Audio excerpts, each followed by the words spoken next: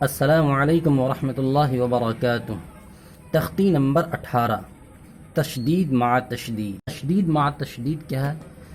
تشدید تو آپ نے پڑھا ہے، یہ تشدید مع تشدید کیا لفظ ہے، اس کو تھوڑا سا سمجھتے ہیں۔ تشدید تو آپ نے پچھلے سبق میں سمجھ رکھا ہے، اور مع تشدید کیا ہوتا ہے، یعنی دو تشدید اگر ہو ایک ہی کلمہ کے اندر تو اس کو بولتے ہیں مع تشدید، یعنی دو تشدید والا۔ جیسے علیون، آپ غور کریں گے یہاں پہ یہ پہلا تشدید، یہ دوسرا تشدید۔ اسی طرح یذکر مزمل مدثر علیین۔ اس سبق میں آپ کو کیا پتہ چلا کہ جس کلمہ کے اندر دو تشدید ہو اس کو تشدید مع تشدید کہتے ہیں، یعنی دو تشدید والا کلمہ کہتے ہیں، دو تشدید والا کلمہ کہتے ہیں۔ تختی نمبر 19، مد کا بیان۔ پہلی بات تو آپ یہ سمجھے کہ مد تین طرح کا ہوتا ہے، مد متصل، مد منفصل، مد لازم۔ آپ نے سمجھ رکھا ہے مد کتنے طرح کا ہوتا ہے؟ مد تین طرح کا ہوتا ہے، مد متصل، مد منفصل، مد لازم۔ یہ تینوں کیا ہوتا ہے اس سبق میں آپ سمجھیں گے اس کو۔ پہلے تو قاعدہ سمجھیے یہ کیا ہے۔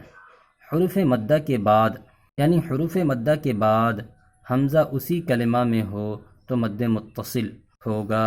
حروف مدہ کے بعد حمزہ اسی کلمہ میں ہو تو مد متصل مد واجب بمعنی اہم ہوگا۔ یعنی یہ کہنا چاہ رہے ہیں کہ مد متصل وہ مد ہے جو اسی کلمہ کے اندر ہو۔ حروف مدہ کے بعد حمزہ اسی کلمہ میں ہو تو مد متصل مد واجب بمعنی اہم ہوگا۔ اس کو تو آپ سمجھ رکھا۔ اب چلتے ہیں دوسرے طرف۔ حروف مدہ کے بعد اگر حمزہ دوسرے کلمہ میں ہو تو مد منفصل ہوگا۔ نیچے میں آپ کو پتہ چلے گا یہ ساری باتیں۔ حروف مدہ کے بعد، یہ نمبر 3 ہے، حروف مدہ کے بعد آنے والے حرف پر جزم یا تشدید ہو تو مد لازم ہوگا۔ اب مد کس کو بولتے ہیں؟ مد کہتے ہیں ایک الف سے زیادہ کھینچ کر پڑھنے کو مد کہتے ہیں۔ مد کہتے ہیں ایک الف سے زیادہ کھینچ کر پڑھنے کو مد کہتے ہیں۔ اب جا کے اوپر آپ دیکھ رہے ہیں یہ مد ہے، اور ایک الف سے زیادہ اس کو کھینچ کر پڑھنا ہے، اسی کو مد بولا جاتا ہے۔ اب مد متصل کیا ہے؟ اوپر آپ نے قاعدہ پڑھا کہ حروف مدہ کے بعد حمزہ اسی کلمہ میں ہو تو مد متصل ہوگا۔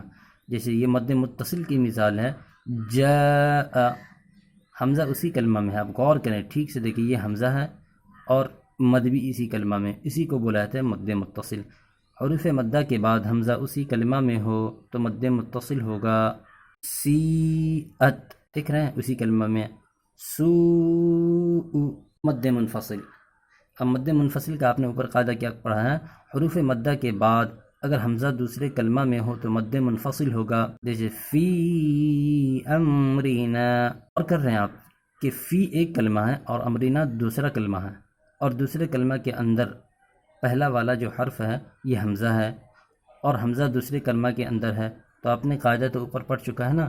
حروف مدہ کے بعد اگر حمزہ دوسرے کلمہ میں ہو، یہ حمزہ دوسرے کلمہ میں ہے تو مد منفصل ہوگا، یعنی الگ الگ جدا جدا، اسی کو مد منفصل۔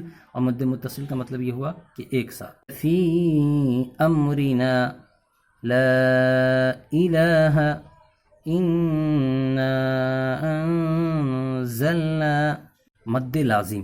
اب آئیے یہ مد لازم۔ مد لازم آپ نے کیا پڑھا ہے؟ حروف مدہ کے بعد والے حرف پر جزم یا تشدید ہو تو مد لازم ہوگا، جزم یا تشدید ہو تو مد لازم ہوگا۔ الآن، یہاں پہ ہے تشدید کے اندر ہے تو یہ مد لازم ہے۔ جاء حاجوک، حاجوک، تشدید ہے تو جزم اور تشدید ہو تو کیا ہوگا؟ مد لازم۔ والصافات، اسی طرح قرآن کریم میں بہت ساری آیتیں ایسی ہیں، بہت سارے الفاظ ایسے ہیں جس کو آپ غور کر کے پڑھ سکتے ہیں۔